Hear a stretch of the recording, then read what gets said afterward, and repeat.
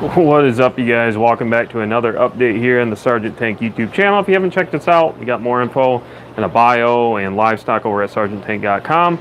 And if you guys are into fish rooms and aquarium related type content, definitely make sure you guys hit the subscribe button, turn on those post notifications for any future updates, as we do try to bring you guys about 5 updates a week, as well as try to do a live stream, a more detailed live stream, either once a week or every other week. So with that being said, what we're going to be kind of focusing on here today, I apologize about the lighting. Let me know if the sound, give me a thumbs up. Let me know that the sound, I was having some issues with the lapel mic. And we got Susan in the house, Kevin Hyatt, we got Nick's Fish Room, Lumpy Dog, Denny Close, sounds okay, perfect. Thank you guys so much for chiming in. So again, this would be a more brief live stream update, and it seems like people have been enjoying it. It's not the greatest quality and that type of thing, but yeah, with that being said, I'm gonna go ahead and flip you guys around, and of course towards the end of this I will go ahead and take any of your guys' questions. So one of the focuses I wanted to reiterate and put emphasis on, as I've talked about on other occasions, is with regard to acrylic spawning mops. We do carry these over at sergeanttank.com. If you are interested in it, you can see that we utilize them in various systems.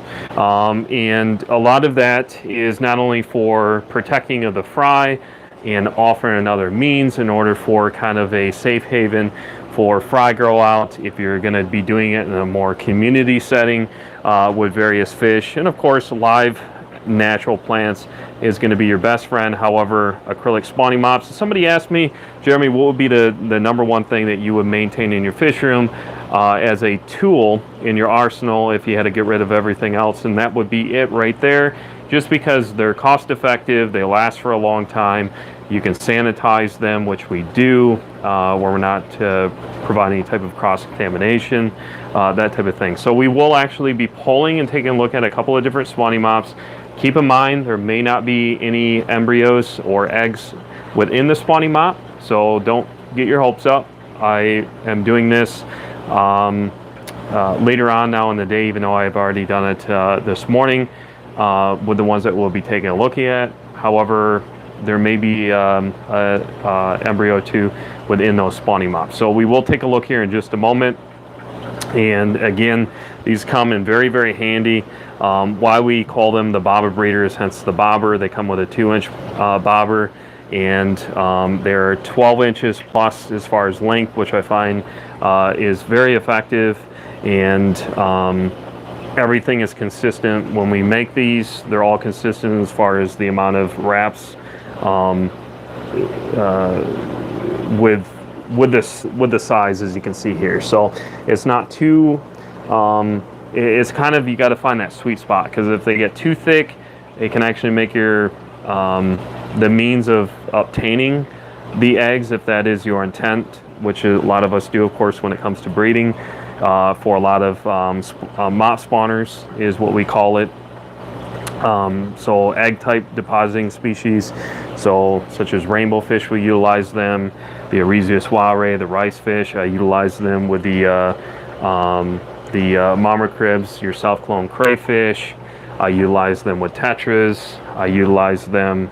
I've utilized them in betta tanks. What else? Utilize them with celestial pearl danios. I utilize them in shrimp tanks. I utilize them over here with the lucipennis, and this is just a few examples of different ways and fashions for which you can use them. So what we're going to take a look at here is, I'll first pull the Auresius ware mop. This is your Daisy's blue rice fish. I don't have any currently available on the website. However, I do have several that are growing out, so hopefully in the next 3 to 5 months they will be available for you guys, so you can go ahead and take a look. If you want to be on my wait list for this specific species, you can definitely message me, or best method is via email, which is of course down in the description of the video. So bear with me, because I am going to be doing this one-handed. So when I plan on doing an update, which I try, like I said, about 5 days a week, is kind of my focus right now. And you know, when I try to bring you guys an update, I don't really necessarily have anything plan in advance. So if I would have planned this a little bit better, I would have waited to pull these ideally. However, since we're just using this for demonstration purposes, you know, that we're going to work with what we have. So I like LED lights. They come in very handy. You can utilize even better if you can get one of those magnifying glass type that you would use more for like electronic purposes. If you're soldering electronics, you can order those for fairly cost effective through Amazon or eBay. But let's get this cord out of the way so you guys can kind of see what I'm doing here. And I can tell you right now with the Daisy's rice fish, and in specific, they oftentimes, the first place that you're going to check is you're going to kind of work your way from top down. I do have a designated video, so if you guys are watching this in the replay, go ahead and click this card right here, and that will bring you to the actual video when it comes to breeding this specific species. So I'm just going to quick go through here. Chances are I'm not going to have any eggs within this mop because, like I said, I've already pulled it today. There is actually one here, as you can see, if that will focus. And the water parameters in that, when it comes to breeding, is much more in detail. These I can get very on a regular basis, especially if I put the time into it. So I pull the mops on a daily basis, and I got a couple of different dominant groups going. So what I would do is, and I talked about this, you can go ahead and check down in the description if you're watching this in the replay for a little bit more detail on the basis of why I recommend utilizing a sanitized type tool, such as just a basic tweezers, rather than using your hand. Because the main thing, anytime you're handling any type of embryo, such as this, an egg, that type of thing, if you have any contaminants on your hand, you always want to try to reduce and minimize the cross contaminants that's going to be happening through your hand in contact with that. That could actually make it fungus over. So that's why I utilize something such as this. And then, like I said, I'm not going to go into a lot of detail of this specific setup because I did cover that in the previous live stream, so you can check that out. However, these are dated. So when I pull them, you know, this is from the 17th, and you can see a bunch of them down in here. So those guys will be soon close to hatching. This is from September the 6th. And you can see several fry in there. So the way that I would do it when I'm pulling is I like utilizing these type of tray systems. I got these specifically. I'm not being paid for by or sponsored by. These are through Harbor Freight. A lot of times you can find them either on sale in combination with utilizing like a 20% off or 25% off coupon. And they come in handy because of the fact that they come in various sizes. So this roll here is an appropriate size, and you can go ahead and start providing that redundancy as I've talked about, and then you can move them once they become free swimming into something like this. So that's kind of what I like about this specific setup, and I found these on sale, so that's why I picked up two of them. So I'm not going to do it right this second, but I can kind of quick put emphasis on what is in here. So I can tell you with these guys, they do completely fine with 0 TDS to 1 TDS, reverse osmosis with a deionization stage, which brings basically obviously a neutral 7.0, 6.8 to 7.0 pH, so more of a neutral pH. And then I also add some Purigen in there to help balance the ecosystem. And then I'll go ahead and deposit those eggs with a date within that system. As you can see here, these are from the 17th. There's a bunch of them in there. We have some Aphysemian orange leertail killifish. Those are not going to show up the greatest. You may be able to see them. I got more Aphysemian in here. Those are all Aphysemian. We have a bunch more that will be soon hatching out. These are the Eurasius ware. You can see how they're dark there. Those are actually the eyes within the embryos. Here's some filament barbs. You can see a bunch of them. This will focus all down in there. And then this is a little mini ecosystem. So you can actually, these guys are quite hardy when I condition them over. So you see a lot of Daphne in here as well. So what that Daphne will actually do is it'll maintain the ecosystem where you don't have to be changing this. Like every 2 to 3 days, I can actually do a 50 or 25% water change, depending on what it is. And I just use RO water here when I transfer, because everything matches temperature per temperature. But what I can tell you with the Aphysimian, the funnel appendix, these guys here, the rice fish, celestial pearl danios, severums, other tetras, this works just fine. You can either RO or distilled with this method. So as far as a mineral point of view, they do just fine as far as hatching out. You can also utilize a certain percentage, and I've talked about that before when it comes to hydrogen peroxide. So you can pick up that at the dollar store, just 3% hydrogen peroxide. And basically for every 6 to 10 quarts of water, typically reverse osmosis water, that has more of a neutral pH in it. So basically no minerals or anything in the water that have been removed, in conjunction with the hydrogen peroxide. I want to say it doesn't have to be exact, but it's right around about a teaspoon. Wouldn't go much more than like a teaspoon and a half for about every 10 quarts. And that will actually act as a natural defungal agent instead of using like malachite green, methylene blue, that type of thing. So it's kind of a tip there. But with these guys, they do fine in reverse osmosis water. I can tell you though, with the Lucipennis, those guys don't do as well when you're trying to hash them out. Not going to go into a lot of details. I've covered this in more detail in other live streams. But I did find through testing that they do much better with their natural aquarium water, and they are quite hardy. The main thing is making sure that they get sufficient amount of food. And of course, try to maintain the water chemistry to make sure that everything is up to par. So I'm going to go ahead and this has enough moisture on it so the eggs will be just fine. I'm going to go ahead and pull at least that one. And then I'm not going to bore you guys with adding the water and the purgin and stuff like that, but you guys get the gist of it. So these are some of your orange leertail variety killifish. These are Aphysimian Australi. And we'll go ahead and pull this mop. So what's nice with a lot of these mop spawners is you can wring it out quite well and not be too concerned that you're going to cause any issues to the embryo. Just use some common sense when it comes to that.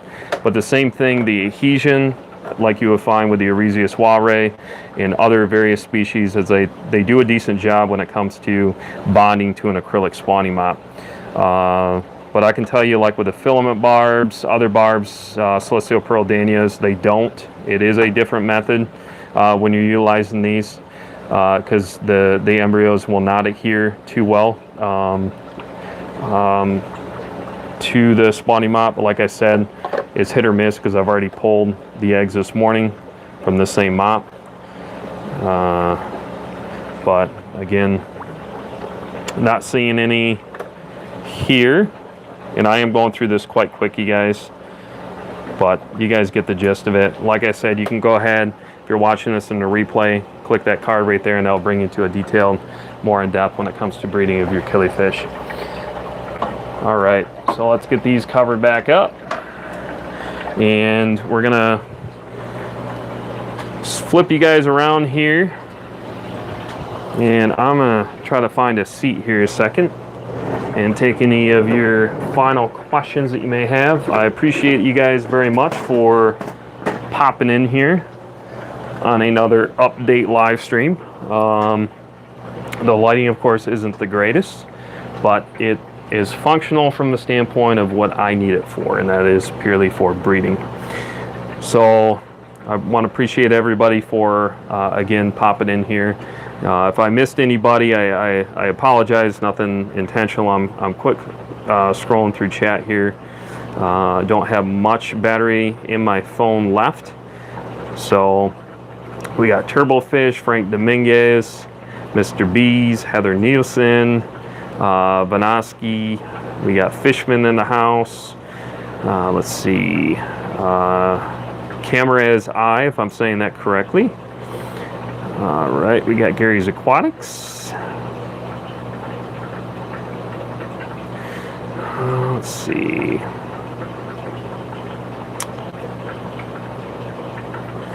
Fish Tropic. All right, you guys. We got Jeff Rose. Jeff Rose wondering if I can get the multis. Yes, I can get multis. Just message me. A lot of the stuff I can acquire for you guys. I mean, right now, I do charge a fee. So what he's asking is that anybody that is new to the channel, I try to support you guys as hobbyists in order to obtain maybe a certain species of fish that you may try to obtain, of course, here in the United States. Then I'll do what I can in order to help you guys out, and we can try to come to an agreement as far as a fair price when it comes to that. But we do breed a lot of things, a lot of the stuff here. I will be getting more updates on the website, hopefully in the next week or two, as I continue to do resets and get ready for 2019. We'll be offering some more plecos on there. I will be offering some more species of fish. And some of the things that I'll be adding on there are most likely the Stedocranus irvini, which is your blue-lip buffalo head. I will also most likely be putting on there the Rhinogobius, which is the Formosa. That lineage I'll be including on there, and I'm trying to think some other ones.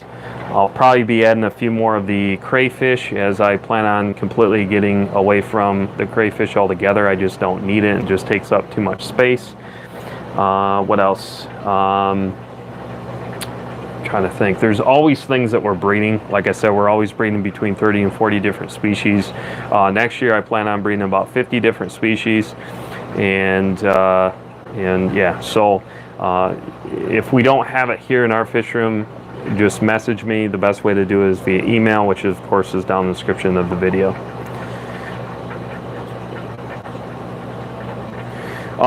Question was, no need for air or circulation in trays. Not at all. Nope. It actually, I've done an in-depth video on this.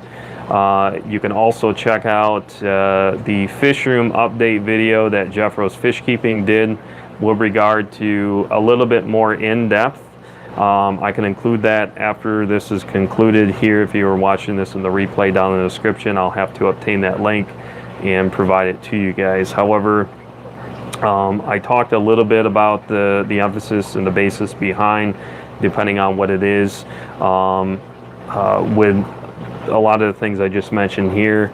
Not with plecos and those type of more substrate spawning type species of fish, but when it comes to a lot of the other stuff that I mentioned here, you don't need any type of oxygen exchange when it comes to that. Most killifish just in the natural wild don't have a lot of that to begin with, so there's always a lot of movement depending on what the species is. But I can tell you from a practicality standpoint and actually hands-on doing it, that it is not necessary, and I oftentimes find too much